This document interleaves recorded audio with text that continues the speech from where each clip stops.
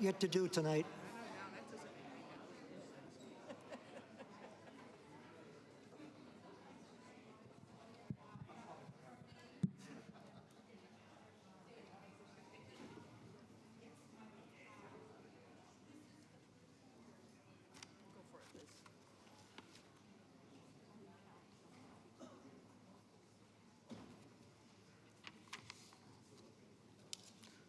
Okay. Article 18 has been moved and seconded by the Ways and Means Committee for rezoning Middlesex Commons from retail industrial to general business. And it is as written in the warrant.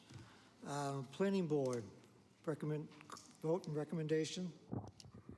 Yes, thank you, Mr. Moderator, Bill Gaffney, Planning Board. This one, the Planning Board was unanimous at 6-0-0. Thank you. Thank you. ZBRC.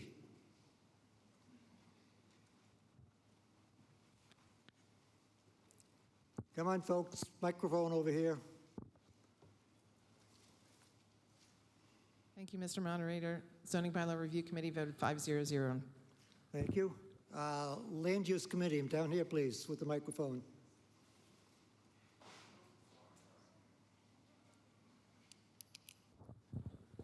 Hi, Dave Waddell, Land Use Committee. We voted Middlesex Common favorable 6, unfavorable 0, abstain 0. In general, we felt this was more consistent with our town, and it allows us more control in industrial uses if they ever come up again. There is a request to remove the IR district altogether if possible.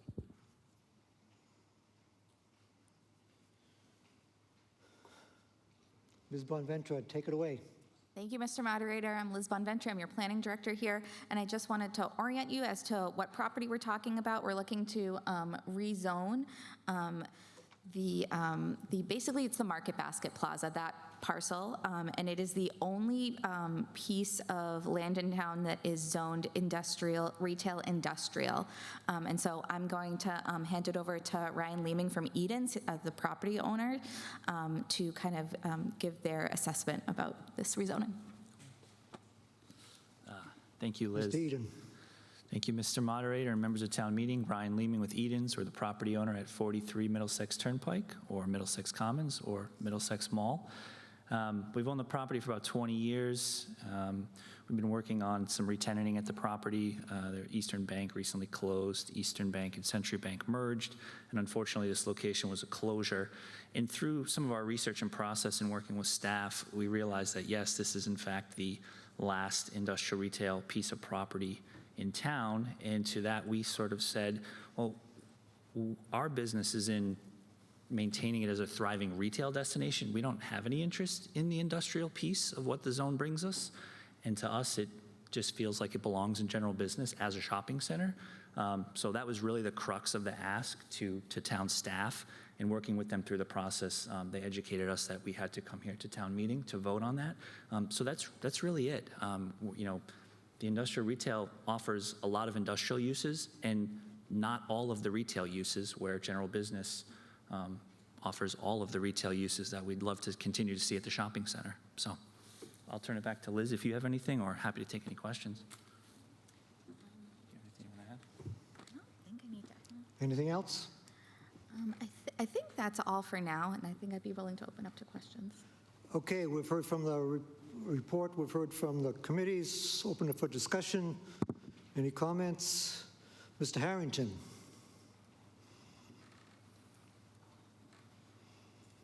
Jeremy Harrington, Precinct 2. Just a question about this property as a whole. I believe some of it's actually in Lexington. And will this also align similarly to the structures that are in Lexington that feel like they're part of this plaza? Or is there kind of a dislocation of use there if we change here? Sure. Mr. Eden. Sure. I'll orient everyone really quickly. About the town line is about here-ish. So the two smaller outparcel buildings at the plant south of the site, portion of those buildings sit in Lexington, and it's actually zoned in Lexington as a general business retail district, but it also sits within a PUD district as well. So it sort of has the backbone of what we're asking for here today, but it also has some additional flexibility and potential overlay capabilities. Anything further? Seeing nothing, we'll put this to a vote. This is a 2/3, so please raise your hands high. All those in favor? Thank you. Thank you. Opposed? Looks pretty unanimous. Motion carries. Thank you very much. Thank you much. Okay, that gets rid of 18. We've done 19. I guess this brings us to Article 20. I guess, Liz, you get to stay right there. I do. Planning Board. Thank you, Mr. Moderator. Bill Gaffney, Planning Board. This again was unanimous, 6-0-0 in favor. This is, you saw this in May, a fairly extensive use table, and this was just more of a housekeeping cleanup that, with the help of the bylaw review committee. Thank you very much for the inputs there as well. Thank you. Thank you. Land Use Committee. Mr. Wadilla. Thank you, Dave Wadilla, Land Use Committee. 6 in favor, 0 opposed, 0 abstained. A generally cleanup item here. Glad it came, and we hope you support this. Thanks. Thank you, Mr. Wadilla. ZBRC. Ms. Ellis, I'm sure your committee went over this with a fine-tooth comb. Thank you, Mr. Moderator. Sherry Ellis, Chair of Zoning Bylaw Review Committee. We did. We presented some of these, but they just didn't make it into the last time. We voted 5-0 in favor of this. Thank you. Thank you. Ms. Bonventre. Thank you, Mr. Moderator. So this, again, is, cleanup from May. So this is just kind of highlights that we kind of did. So we updated the MBTA overlay district, MBTA Communities Overlay District, to allow for accessory uses. So right now, if you wanted to build in the MBTA Communities Overlay, north of the Staples Plaza, right now you couldn't have a leasing office or a tennis court or a swimming pool, which seemed kind of silly, and it doesn't really align with our garden apartment district. So we updated those. So we also removed things that are kind of older terms. So the state no longer uses terms like convalescent home in the definition section, so we removed them. Based upon discussions with the Land Use Committee and also ZBRC as well, originally we had data centers as an allowed use, but based upon some further research, I added some additional restrictions. These are huge kind of server farms, and they are a heavy water and electricity user. And therefore, we've kind of restricted them to 50,000 square feet because that is what they would, a suburban edge style data center would be, is kind of the size that it would be here. And so it's just kind of to make sure that these things, when you're loading something from the cloud, that it's going quickly. So we've restricted it that way. We've also restricted it that if you are going to open a data center, you have to show us that you have received confirmation from the electrical company that they can service you. And we've said that you can't dig your own well there to cool your data center. You need to use municipal water. This was another, so the next thing, changing use, public parks, community centers, public things. This was, again, a thing that was brought up by ZBRC and then also Land Use Committee. Originally, this was a yes for all these public uses, but I think residents wanted to be notified, so I switched it from a yes to a special permit, so that way abutters within 300 feet would need to be notified if, one of the municipal parcels that's currently RO zoned, that we're gonna, put a new museum there. And so for those of you that don't know, that don't live in my world, most of the municipal land, the land that Burlington owns is zoned RO. So that was the impetus for that. And then we're allowing both integrated and structured parking in the MBTA overlay district, and then any transcription errors, things that were just kind of silly, that didn't get corrected, I corrected them. So I'm open to any questions that you may have. Thank you, Mr. Moderator. Thank you, Ms. Bonventre. Questions from the body? Ms. Walensky, please. Sarah Walensky, Precinct 5. I have another issue regarding data centers I'd like to bring up, which is you've mentioned the electricity and water consumption. There's often also an issue with sound.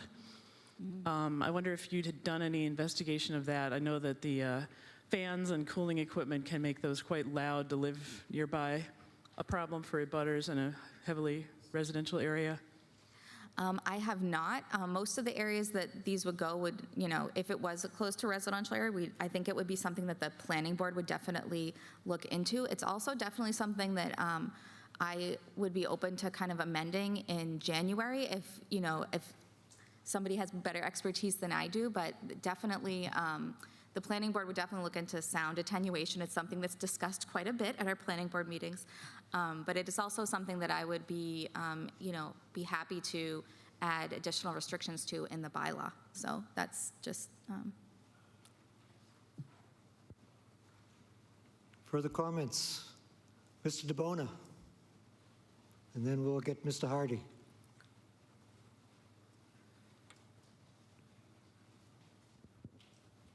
Thank you. Thank you, Mr. Moderator. Jeff DeBona, Precinct 3. Integrated and structured parking is being added into this. Is that following the same as the industrial districts as far as structured parking goes, where you can't be within 1,000 feet? Any of those parcels, they wouldn't qualify if it was 1,000 feet because of their proximity to residential districts. So the reason why I have added it in is because the state has to certify our district. So it would probably need to get a variance, but that is an excellent point that you bring up, that because it's because the well field is RO, is that what you're referring to? Correct, and all the other ones are in the middle of residential districts, but it's not in there saying that it has to be 1,000 feet from a residential district. That's correct. That's correct. So it isn't allowed, so structured and integrated parking would be allowed in the overlay district. So if you were going to build garden apartments at the Staples building, you would be able to have structured parking. Otherwise, it is highly unlikely that the state would accept the district, because we need to prove to them that we can accommodate a certain amount of units. So it goes on. It's an overlay. So the RO restriction wouldn't come into play. So if we didn't approve this, we wouldn't qualify for MBTA communities. I can't say that for certain. That's why I made these changes, to kind of make extra sure that we would qualify. That's why I did that. Okay, so we do or don't know. I do not know the answer to that. I'm using my best guess, so that's why I did it. Okay, thank you. Yep. Mr. Hardy. Thank you, Mr. Moderator. Mike Hardy, Precinct 1. I was just thinking about the heavy water use. Is this ever a concern for Burlington, that an industry or a company could come in and use too much water? Or are we thinking we'll just turn on the MWRA taps and So what I will say, so it's never come up while I've worked here. One of the things I will say is that when we do permit companies coming in, that it goes through an interdepartmental review where it goes to the building department and DPW and engineering. And so all these departments review it. And if something like that were to come up, that it would be flagged as something that we would say, hold on a minute, this is crazy. They would also have to pay into, I believe, our sewer allocation fund. So it would be a huge amount of money on their end to do that. But it would come up during the regular permitting process if that were to be the case. And there would have to be mitigation measures Okay. as well. Thank you. Yeah. Anything further on this article? Seeing none, let's put it to a vote. All those in favor? Two-thirds, so hands high, thank you. All those opposed? Motion carries, clear two-thirds. Thank you, Liz. Now we will move on to Article 21. It's been moved and seconded by the Ways and Means Committee, and it is as printed in the warrant about parking and landscaping modernization. Who's speaking on this? You've got the short straw on this too? Yes, again, I do, Mr. Moderator. Let's go through the boards. Planning Board, please. Thank you, Mr. Moderator. Bill Gaffney, Planning Board. This again was 6-0-0 in favor. Similar to the previous one, you saw back in May a fairly extensive landscaping and parking zoning change to kind of bring it up to speed over the past number of years that had stayed stagnant. So again, this is a review of items that were slightly modified. Thank you, Mr. Moderator. Thank you, Mr. Gaffney. ZBRC, please.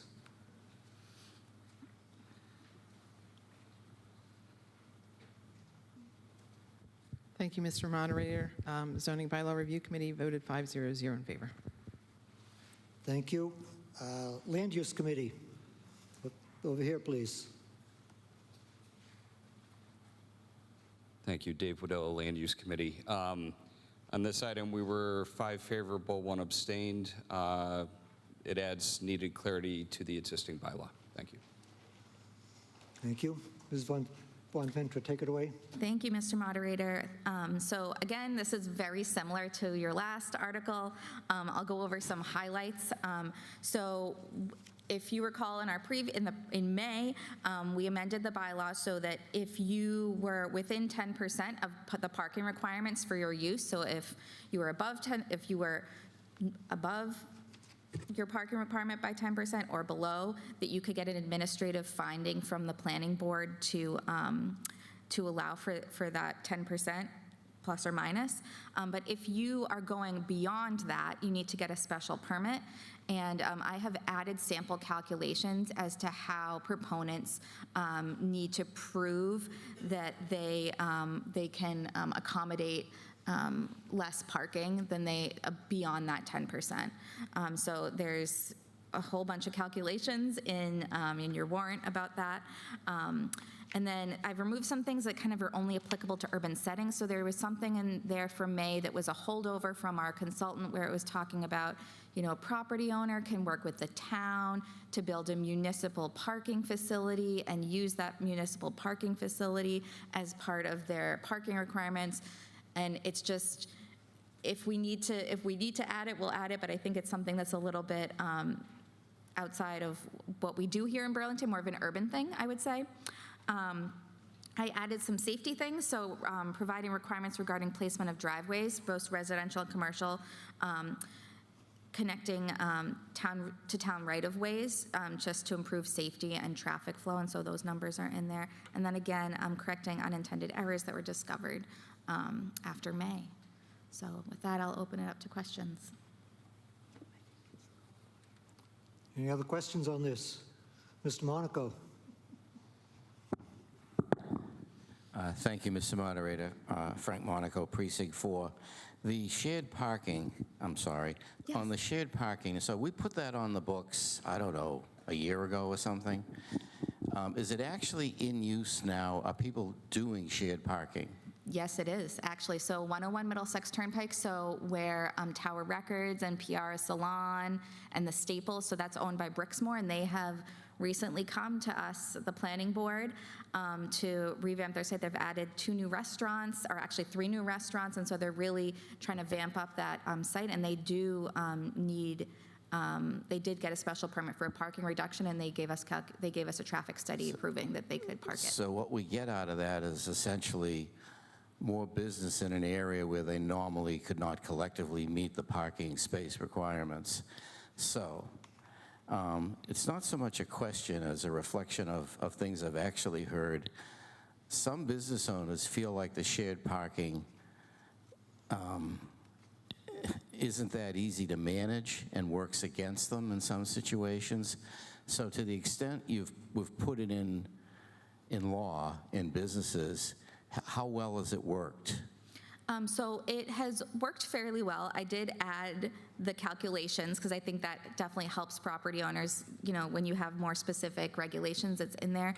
But again, it's one of those things that it's really up to you as the property owner to decide whether or not you want to do it. It's the free market.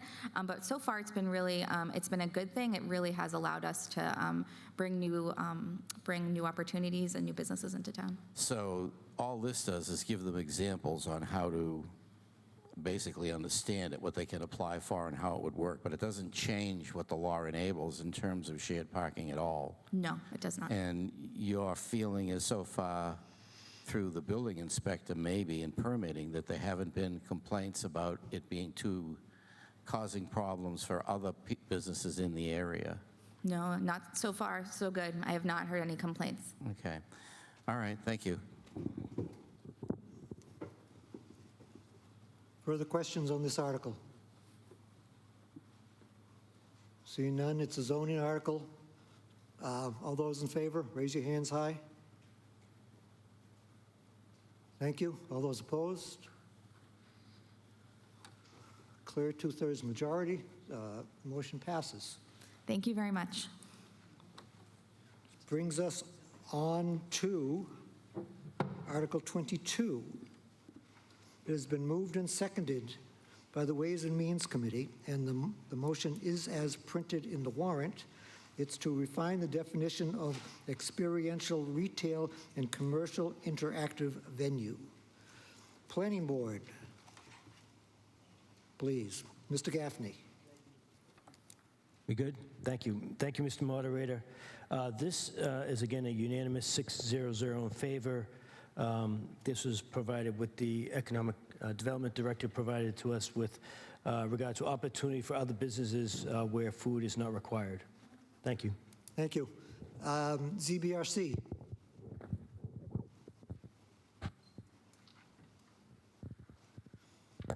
And then we're going to need another microphone down over here next. Thank you, Mr. Moderator. Zoning Bylaw Review Committee voted 5-0 in favor of this.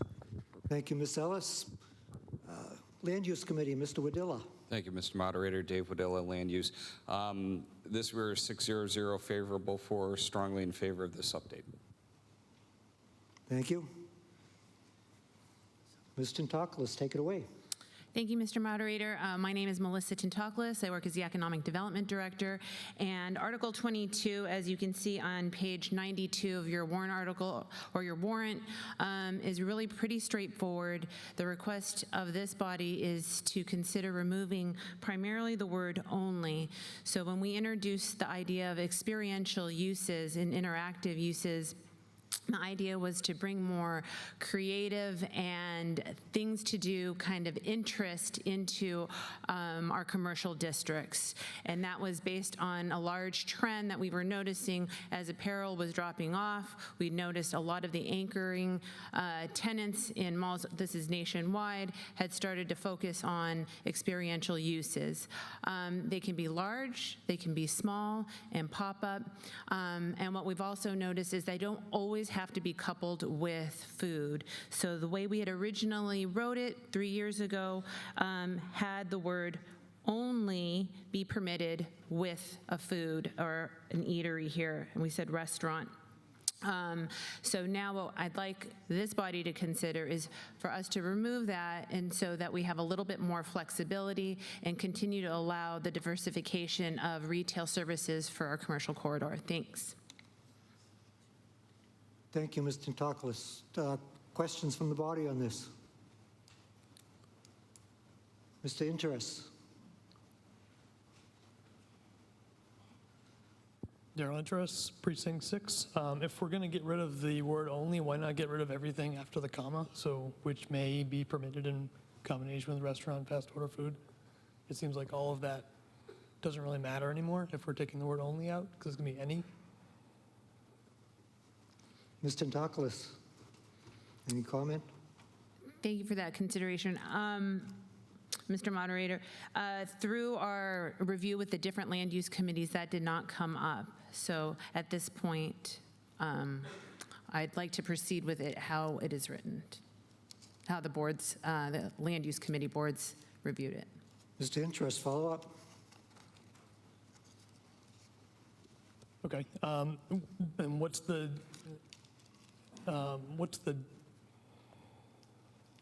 You want to know the process to make an amendment? no, just the difference if it's there or if it's not there, how does that affect the application?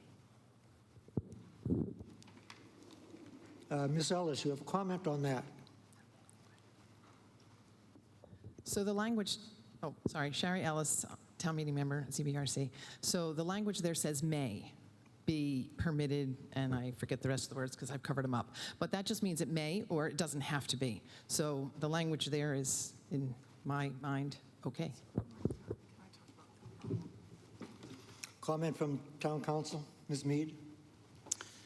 The way it was drafted before with the term only had the building inspector interpreting it that you could only have those activities if you also had a restaurant. And so they want the flexibility not to require the restaurant, but to be able to may do it if that's the appropriate thing.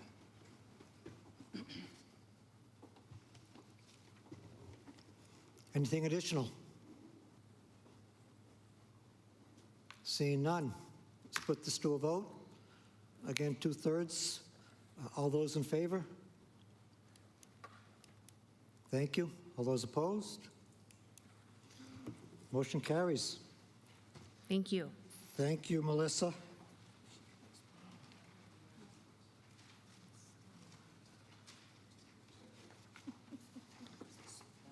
Okay, Article 23 has been withdrawn,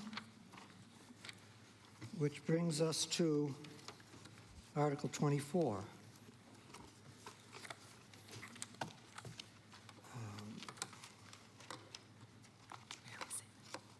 Planning Board, please. Thank you, Mr. Moderator. Bill Gaffney, Planning Board. This was a unanimous, again, 6-0-0.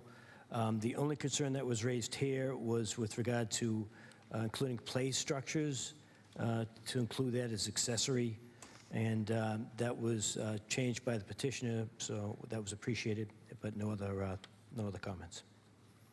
Thank you, Mr. Moderator. Thank you, Mr. Gaffney. Land use, Mr. Wadilla.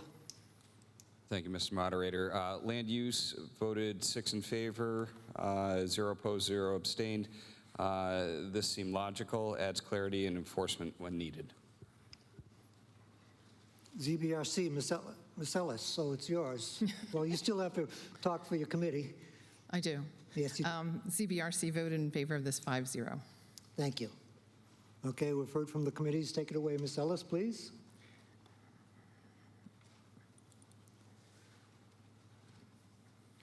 Got it. All right, thank you, Mr. Moderator. Good evening, everybody. First, let me say this article has nothing to do with accessory dwelling units, anything that gets lived in. The Planning Board is going to take care of that at a future time, so we don't have to worry about that tonight. So, what is the problem and why are we presenting this amendment? This article is a direct result of community-driven concerns. Over the past few years, there have been multiple residents who voiced their confusion as to what they can put in their yards and if or when these items, such as sheds, require a permit. With the proposed changes to the bylaws requested in this article, we believe it will address the concerns by clarifying our bylaws.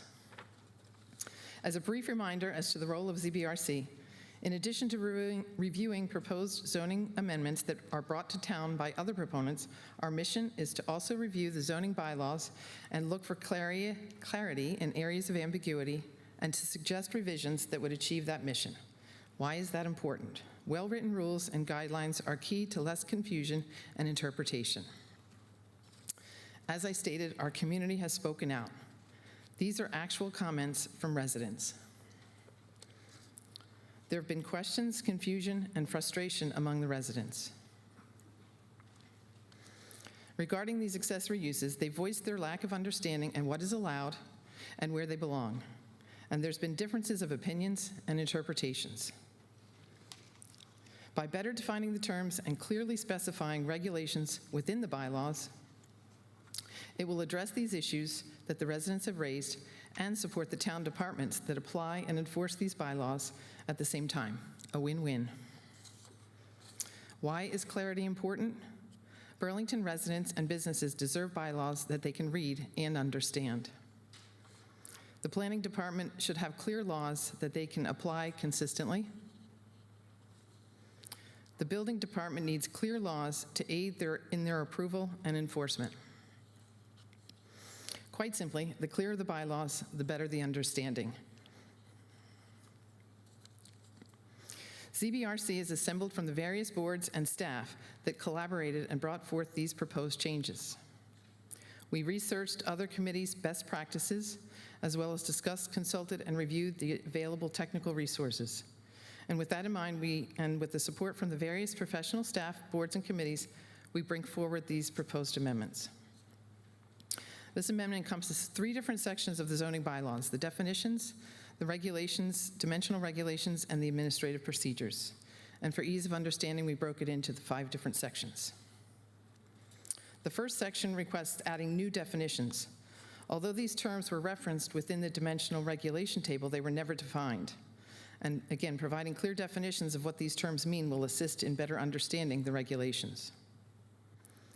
The second section requests these existing definitions to be amended as printed in your warrant. The highlighted areas just indicate the text that's proposed to change. The third section requests updates to the terms within the current regulation requirements, that it will include structures. The dimensional portion of these regulations are not changing. And Section 4, it's the density regulation table, is to include specific language as to what and when a permit is required.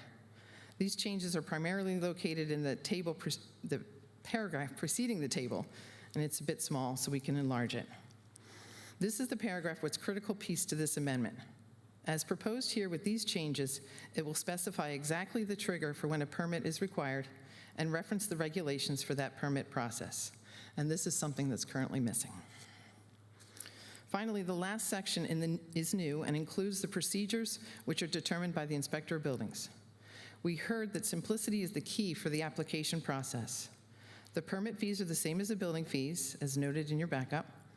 The inspector of buildings has noted that the permit will be a simpler version of the current building permit and take less time to make a determination. Only the setbacks and wetlands need to be verified.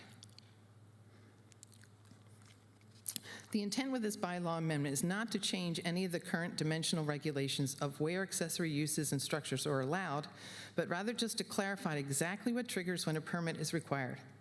It addresses the residents' concerns and their confusion. It will help keep larger items away from the property lines. It really just allows us all to be good neighbors. It also gives the Building Department and Zoning Board of Appeals clear regulations to apply and enforce. What it doesn't do, it doesn't restrict anyone from building. It just merely requires a permit for the larger accessory structures, and as noted, it's excluding swing sets and play structures, and thereby enforcing the setbacks and moving these larger items away from the property lines. With these simple changes to the defined terms, updated language to the regulation table, and clear administrative procedures, we believe this will reduce the confusion and also reduce the need for interpretations. This proposal received unanimous support from the boards and committees listed. Thank you.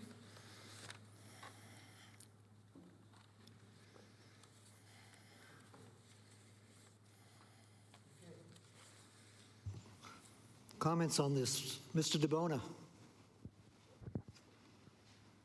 Hello, Jeff DeBona, Precinct 3. I am also the chairman of the Zoning Board of Appeals. So I would like to start by saying the Zoning Board did not vote to take a position on this. The issues that I have with it, and I've had the discussion with Ms. Ellis, this is mostly unnecessary because what is not spelled out in the bylaws is spelled out in the building code, and this goes to a deeper issue, and this is something that I spoke with the Select Board about 3 weeks ago. The building inspectors are not giving the correct information and helping and educating residents the way they should. And Ms. Ellis has said to me before, you know, this will help the zoning board to be able to have less hearings because things will be more defined. What we're actually having happen right now is we're having hearings that are unnecessary because residents are being told no when they don't need to be. So what is actually in the building code, so 780 CMR, 9th edition, Massachusetts Building Code, are 105.2, work exempt from permit, except for activities which may require a permit pursuant to other laws and specialized codes. A building permit is not required for the following activities: one-story detached accessory structures, provided that the floor area does not exceed 200 square feet, fences over 7 feet, retaining walls that are not over 4 feet. I'm going to start paraphrasing because it gets wordy. Water tanks directly supported on or off grade. Sidewalks or driveways. Painting, wallpapering, tiling, carpeting, etc. Prefabricated swimming pools. Swings and other playground equipment. Window awnings. Decks not exceeding 200 square feet. Greenhouses covered exclusively with plastic film. Everything is in here. And right now, this would further restrict residents. This brings it down to 64 square feet. You would now have to pay for any sort of accessory structure between 64 and 200 square feet, whereas in the building code, it is clearly outlined that under 200 square feet is work that does not require a permit. We see many things come in before the board that shouldn't be before us because things are being enforced the wrong way.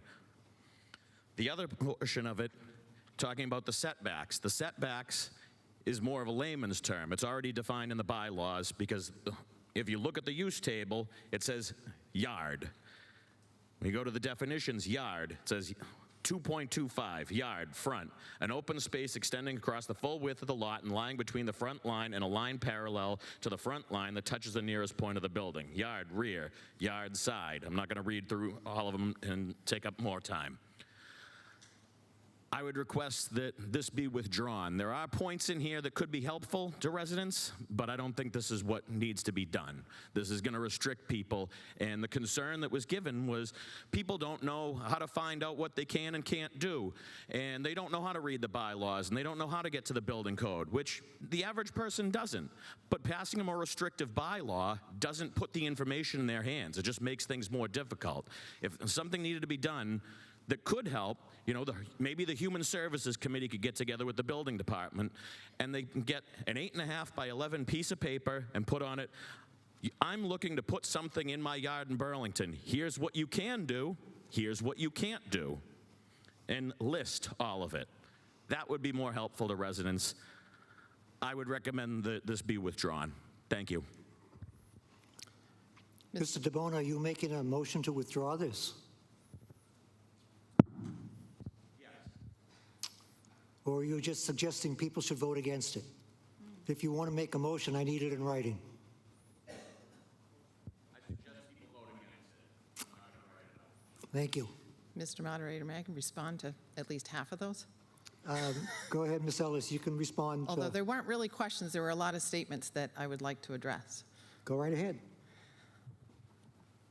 I did go before the Zoning Board of Appeals early in the process to get a general consensus. The general consensus is that most of the members were in support of clarifying the bylaws. And the language that I had presented at that time, they seemed generally in favor of. At that point in time, early on, we did not have the actual number of 64 square feet. So that is one point. The second point I'd like to make is, if any of you have tried to look up the building code to know what you can and can't do in the building code, it's a challenge. I kind of know where I can find it, but I have a difficult time finding it. It's like the dictionary. You have to know how to spell the word in order to go find out what the word of the meaning is, right? So those are those things. By doing these amendments in our bylaws, it's clear for the residents, and it's clear for the building inspector to interpret. And yes, we did make it a little smaller from the building code because we felt that anything larger than that, it's basically an 8 by 8 shed, anything larger than that should be moved away from the setbacks. And by the way, that is currently the case now. All of these accessory structures cannot be in the setback right now. So we're not changing that. We are just enforcing it to a degree of a permit, so therefore the building inspector can point to something clear, which is he's having a problem now because there is really nothing clear in our bylaws. The last point I'd like to make is that Mr. DeBona is, as the chair of the Zoning Board of Appeals, a member of the Zoning Bylaw Review Committee. He did not vote on this article. He did not attend most of the meetings to break these points to us. Excuse me, Ms. Ellis, Thank you. that's a personal attack. It's a fact. It Thank may you. be very well be a fact, but it has no bearing on this article, please. I believe it did, but anyway. Thank you. Respond. Certainly. Go right ahead, Mr. DeBona. So talking about the building inspector being able to have a clear and defined point, the building inspector should know the Massachusetts Building Code, and it's written right here. So the building, it goes back to my original issue. The building inspectors are not helping and educating residents where they need to be. The average person doesn't know how to find the bylaws. They don't know how to find the building code, and they don't know what to do. They should be able to go into the building department and get the information they need. There is no lack of clarity. It is spelled out. Mr. Eiler.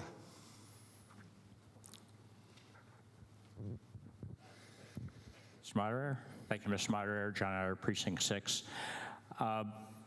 So I agree with the goal of making it a little more clear to residents when you need a permit and so on. In looking at this, I tried to figure it out, and it's pretty hard. I mean, I had to get advice from Liz on how to go to the building site, and then you try to open a permit, and there you can find out that if your shed is bigger than 200 square feet, you need a permit. So it is hard to figure this stuff out. I'll venture to guess that not everyone has read the zoning bylaws in detail here. So putting it there is probably not the best way to educate people as to what the rules are either. I would agree with Mr. DeBona. I think if we had a one-page fact sheet that people could look at of, you know, here's the 20 most common things that everyone does, and when you need a permit and when you don't, is probably a much better way to resolve that.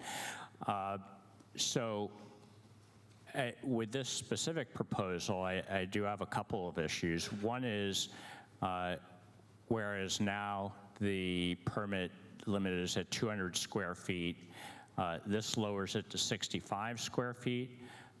So just for reference, that's a structure that's only less than 8.5 feet square on a side, or about a 9-foot diameter circle. So we're talking pretty small things now that didn't need a permit before, all of a sudden do.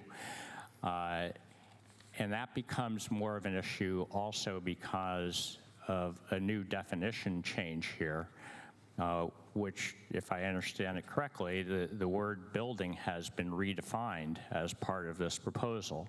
So in particular, it now includes structures without a foundation, which I believe prior to this, the general understanding was, quote, a building is something with a foundation. So now it's just anything with walls and a roof.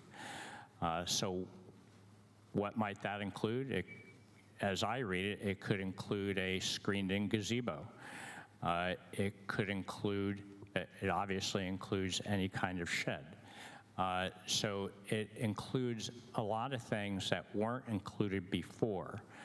So probably in terms of things that scare me the most about this is that redefinition of the word building. If you do a search for the word building in the zoning bylaws, that word appears in there about over 100 times.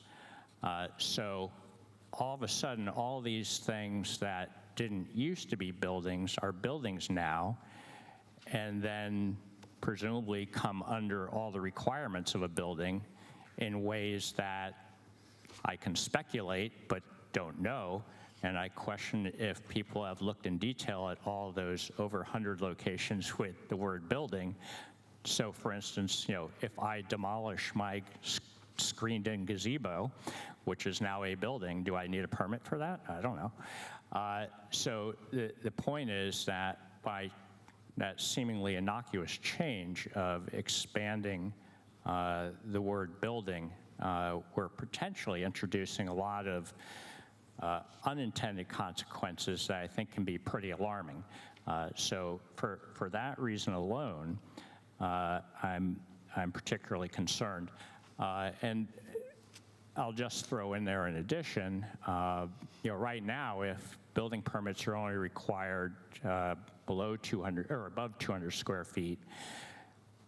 One thing we consistently hear on Ways and Means is that the building department is way busy. So I don't think, from my point of view, I'm not sure I want to add to the building department's workload to be inspecting all these smaller structures, which may be temporary in nature. So, if I put up a party tent, okay, all of a sudden does the building inspector have to inspect that if it's bigger than 10 by 20, if I have it up for a weekend graduation party? So there's a lot of things that are going to increase the amount of work, maybe not bring a lot of benefit, and a lot of unintended consequences that I would worry about here. So those are my concerns with this.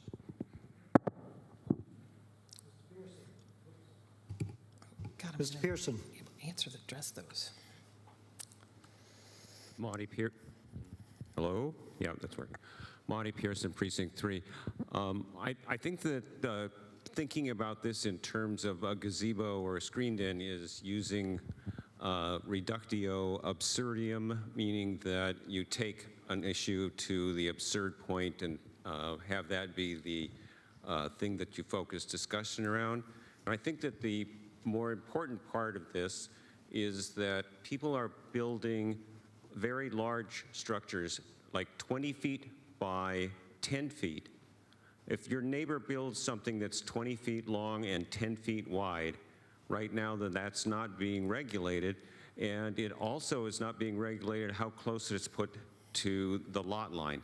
So that your neighbor can put a 20-foot by 10-foot building next to the lot line next to your property, and there's no kind of ability for individuals to protect their property from that. And I think that if you're talking about people getting along and getting along with your neighbors, I don't think you want to have them imposing large buildings on your property. And I assume that that's a part of what's going on with this regulation, is that you want to prevent that kind of situation which leads to conflict. It is incorrect? Go ahead, tell me.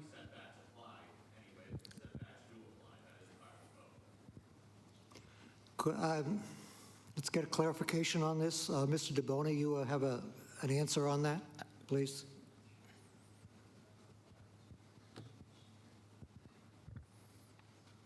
Setbacks are part of the code. So that's where it says, other laws in the specialized codes of Mass General Law 14396. That's where it outlines that. If you go into the base code, we could get even deeper into this. It's under 120 square feet doesn't require a permit. So that's the clarification on it. So I understand Monty's point, but that is not something that would happen. You still have to abide by the setbacks with the current building code regulations. Mr. Moderator. Who's calling my name? Over here, Jerry. Ms. Ellis. I do believe the building inspector is here for any comments, but I did want to address, you've just now mentioned that the building code says 120 square feet or smaller and 220 or 200 square feet or smaller. Thereby, you're confusing me by what the building code says. So therefore, it's very confusing. And if it's within our bylaws, it is much easier for enforcement from the town and better understanding from the residents. And I did want to address the temporary part of the structures that was mentioned before. Temporary is not part of this. Temporary is its own definition in the bylaws, anything less than a year, so that would not be regulated underneath of this. So we don't have to worry about that. Thank you. Ms. Clance, did you have a question, comment? Lori Glantz, Precinct 1. Just a point of information, when any property changes hands within the town of Burlington, if a shed or anything is encroaching on a setback, usually the new buyer has a right through their attorneys to ask that neighbor kindly to move that structure. This happens all the time. There are a lot of sheds in Burlington that are 3 feet from the property line, that are over the property line. So there does exist a neighborly way to remediate those situations. Just point of information. Ms. Bix Highland. Oh, excuse me, Ms. Wong. Thank you, Mr. Moderator. Z1, Person 5. I support this article because I think Burlington is still a growing town. We still have a lot of new residents moving in. I have a couple of friends who just moved in who has a difficult time to find anything from our website, and we're calling building department, doesn't get it back, or calling different time, getting different information. So they're basically clueless. And with this bylaw, I told them where to look for stuff. They can easily find information. I think, yes, there's probably a couple of 100 pages long, but each category is very clear with all the updates, all the details. It's very easy to find what rule they're supposed to follow. Yes, it is not really so much for education purposes, but it is a good instruction for residents to follow. So I do support this article, and I wish you guys too. Thank you. Mr. Sinesi. Thank you, Mr. Moderator. Adam Sinesi, Precinct 1. Move the question. Okay, the question, there's a motion to move the question. Is there a second? It's a 2/3 majority required. All those in favor of stopping debate and moving the question, please raise your hand. Thank you. All those opposed? Let's try this one more time. Withstanding, all those in favor of stopping debate, please stand.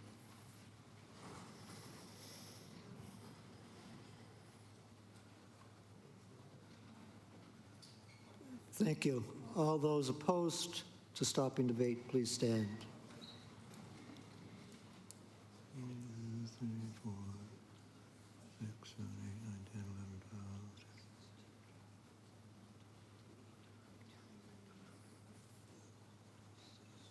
12. It does not have a 2/3 majority. The article to move the question fails. We'll continue discussions. Mr. Campbell.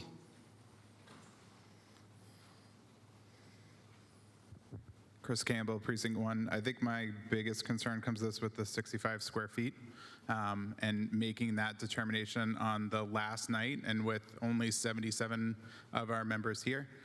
Clearly, there seems to be more discussion potentially needed here, and that there's more, but some of us don't have garages, and by limiting us to an 8x8 is limiting some of the choices that are already available to us as residents.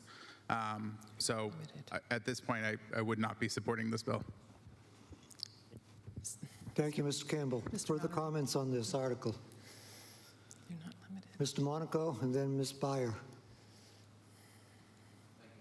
Thank you, Mr. Moderator. Frank Monaco, Precinct 4. I want to get out of here just as much as just about anybody else, okay? Except it's not 20 below zero tonight for a change.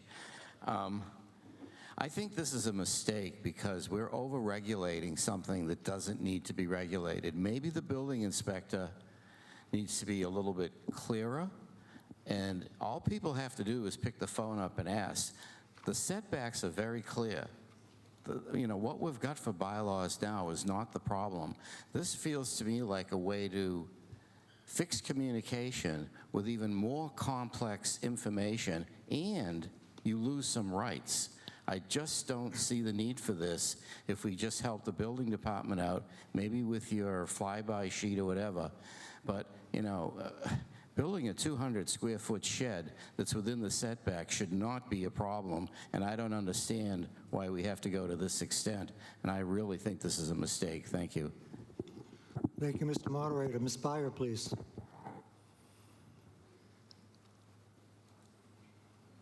Hello? Okay, Kathy Byer, Precinct 2. I want to clarify, follow up on Mr. Eiler's question about the definition of building. This definition is already in zoning bylaws, is that correct? and you've only changed to the term of structure that you crossed out? Correct. The crossed out part, delete, and the bold and inserted is new. So it's only the language. It is not the definition of building that is changed. And I wanted to point that out as a follow-up to Mr. Eiler. Thank you. Okay, anything further? Mr. Connors? Sean Connors, Precinct 3. I'm against this. I think we already overregulate everything, as someone else already said. The laws are there, and I just hate losing rights that, we already take away land on each side of us, front and back. We're paying taxes on that land, and now you're going to try to dictate what we can and can't do with it unless we want to. If you have odd corners and you put a line straight back and then 15 feet in, it changes a lot of things. So I think this is way too restrictive. Mr. Eiler, we're going to argue over building? Yes, I am. Thank you. John Eiler, Precinct 6.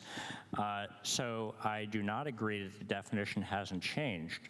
The previous definition of structure include the phrase, the use of which demands a permanent location in the soil or attached to something having a permanent location in the soil, which I believe is a fancy way of saying it has a foundation. That has been struck out and replaced with installed in or on the land, which I do not believe implies a foundation anymore. So as far as my reading is concerned, the fact structure used to require a foundation, now it doesn't, and that introduces a whole set of additional new structures that didn't used to be a structure. Can I answer that? We're Mr. reading Moderator? that in the definition of structure to. Right, and if you look at the definition of building, it uses the word structure. So building has effectively been redefined because structure, which is how building is defined, because structure is redefined and a building includes the word structure, building has been redefined. Okay. Anything further on this? Yeah. Yes, ma'am, up at the back. Ms. Bonacera? Nancy Bonacera, Precinct 4. I'm just wondering where the 65 square feet comes from, because hearing all the information here, it sounds like we're supposed to be able to build up to 200, so where did the 65 come from? Thank you. Mr. Moderator? Ms. Ellis? That number was from researching other communities and really just a general guideline as thinking that we're really trying to keep larger structures. And to our committee after the research, the 8x8 shed was, and it doesn't mean you can't have these structures, it just means you need a permit. And the permit fees vary, and they're based on the cost of the structure or the accessory use. So it does not mean you cannot build these, and that is just the limit, the trigger that would require a permit. Okay, anything additional? Seeing none. This is a 2/3 vote. All those in favor, please raise your hand. Aye. Thank you. All those opposed? The motion clearly fails. Thank you. But we could come back on next Monday and really set a record for 4 nights.